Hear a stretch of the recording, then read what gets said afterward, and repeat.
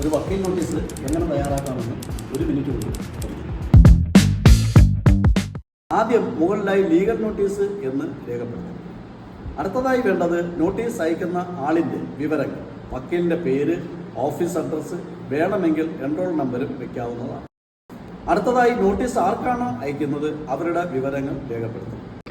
ഇനിയാണ് നോട്ടീസിൻ്റെ പ്രധാന ഭാഗത്തേക്ക് കിടക്കുന്നത്.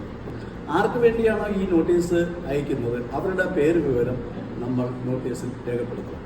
കേസിന് ആസ്പദമായ സംഭവം വിവരിച്ച ശേഷം അടുത്തതായി കോസ് ഓഫ് ആക്ഷൻ വ്യക്തമാക്കും. എന്ത് പ്രവൃത്തിയുടെ അടിസ്ഥാനത്തിലാണ് എതിർകക്ഷിക്ക് ഈ നോട്ടീസ് അയക്കുന്നതെന്ന് അവർക്ക് ബോധ്യമാകുന്നതിനാണ് ഇത്. ഇത്രയും എഴുതിയ ശേഷം നിങ്ങൾ ആവശ്യപ്പെടുന്ന റിലീഫ് വ്യക്തമാക്കുക. പ്രസ്തുത റിലീഫ് നടപ്പിലാക്കിയില്ല എങ്കിൽ വരാൻ പോകുന്ന നിയമ നടപടികളെപ്പറ്റി സൂചന നൽകി നോട്ടീസ് അവസാനിപ്പിക്കും. ഇത്രയും കാര്യങ്ങളാണ് ഒരു നോട്ടീസിന് ആവശ്യമായ ഘടകങ്ങൾ.